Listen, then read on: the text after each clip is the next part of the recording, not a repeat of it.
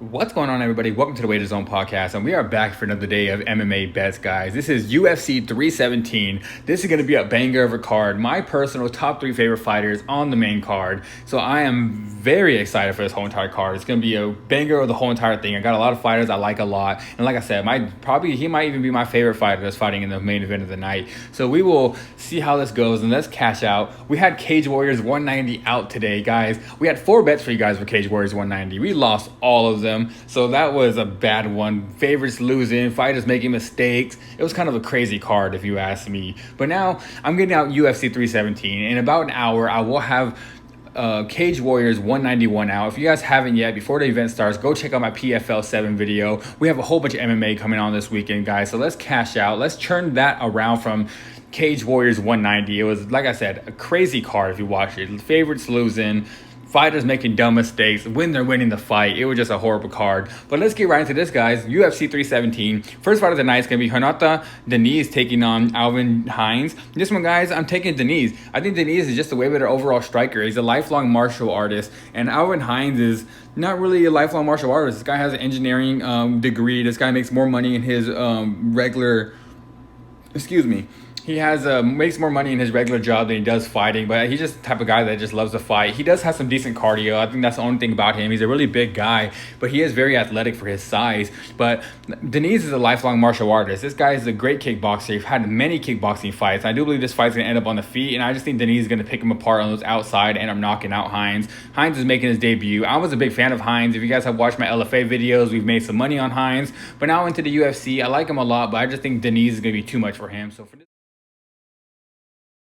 all right, next fight, guys. Jacoby Smith taking on Nico Price. Jacoby Smith is the biggest favorite of all time. He was a minus 2,000 opening up. Now he's up to a minus 4,000 on some books. The biggest favorite of all time. And, guys, he's going to go out there and win. But there's no reason even betting this. If you're going to bet it, put Jacoby Smith by knockout or something. Take a prop. I think he's in a knockout Nico Price. And I just think Jacoby Smith is going to be way better. I think he has the power to knock him out on the feet. I think he has the better striking. If he wants to, he can take him down and dominate him from the ground and pound him. But Nico Price, guys, if you're an MMA fan, you love Nico Price. This guy was a dog all the way. Took a lot of punishment. Came back and win. But now I feel like that's going to get to him now. I think Nico Price is going to end up in here getting finished. Probably going to end up retiring from the UFC or maybe getting dropped if he doesn't retire. But I just believe his chin's not there anymore. His durability is not there. And I believe Jacoby Smith's going to take this one over and win it pretty easily as the biggest.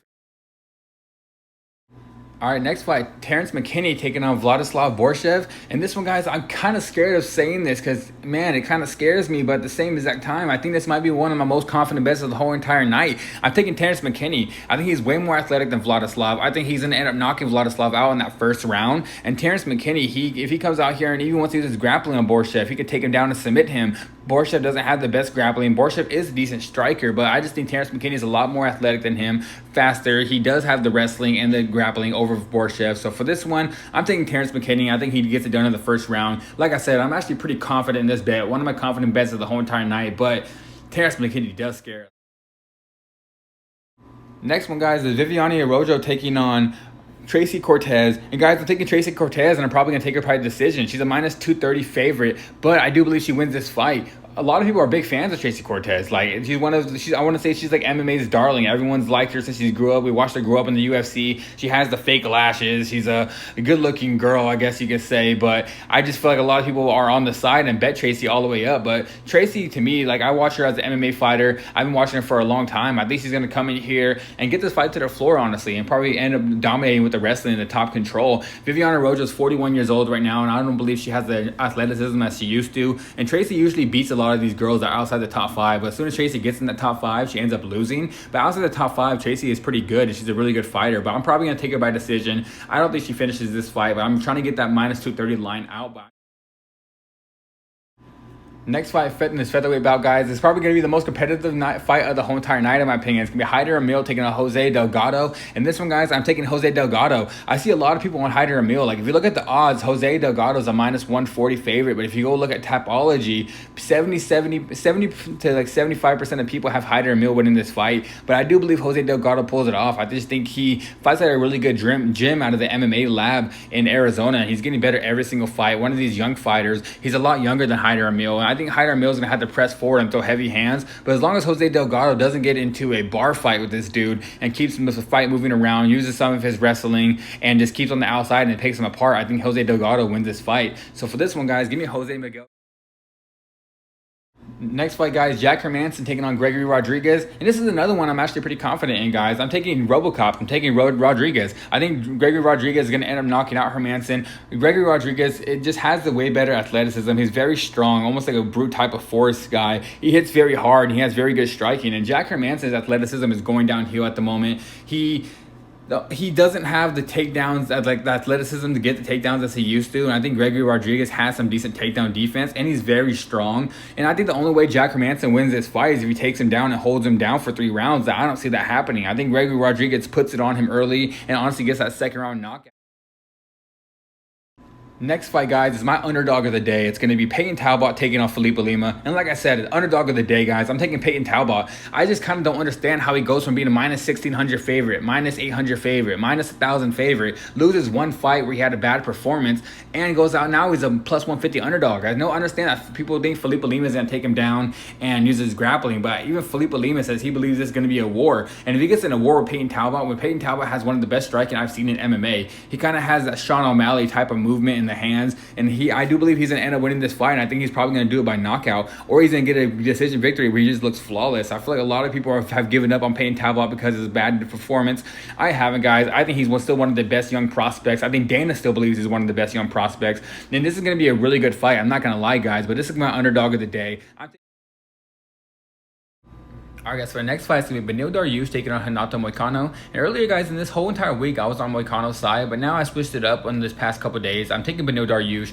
I just think Beneil Dariush is a better all-around fighter. I think he has the better striking. I think he hits harder. I think he's stronger. I think he has the wrestling. I think the only thing Moicano might actually have on him is he might have a little bit better jiu-jitsu, but that does not mean Dariush is not good on the ground, because he is. But the wrestling advantage is on Dariush's side, and I don't think Moicano's going to be able to get him down. And Moicano historically doesn't have a good chin, so I think Dariush is going to eventually land that shot and end up knocking out Moicano. So for this one, next fight, guys, Brandon Royval taking on Joshua Van. This is going to be a very competitive fight and a very fun fight, in my opinion. The winner of this gets a title fight. Dana White's already announced it at the press conference. But, guys, I'm taking Joshua Van. I like this guy a lot. I've been on the Joshua Van side for a long time. I've been always betting on Joshua Van all the way up. And now I do believe he takes on Brandon Royval and he beats him. Brandon Royval, I think he doesn't have the better boxing than Joshua Van. Joshua Van's boxing is crisp. He trains with really good guys that have great boxing, like Michael Aswell and other guys at that camp. And I just believe his boxing is going to be the reason he wins this fight. He's going to be able to dig to the body, come up top with that boxing, and knowing the way Brandon Royval wins this fight, if he gets this fight to the floor. But I just think Joshua Van's takedown defense is getting better and better every fight. He's a young prospect that is getting better constantly. Now, I do believe Joshua.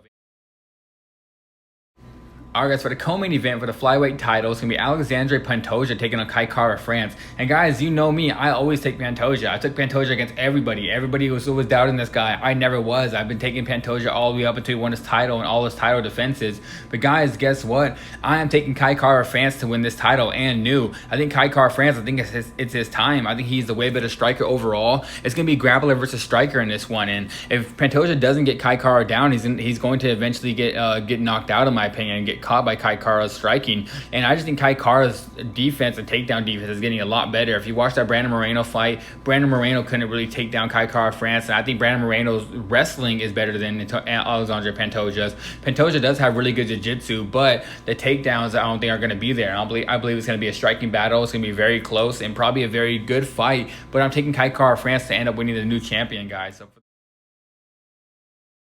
next fight, guys, Ilia Topuria taking on Charles Oliveira in the main event of the night for the lightweight title. And guys, this is my favorite fighter, arguably. He might be top 2, top 3, might be even number 1, just depends on the day. But he's my favorite fighter in the UFC, I think, as of right now.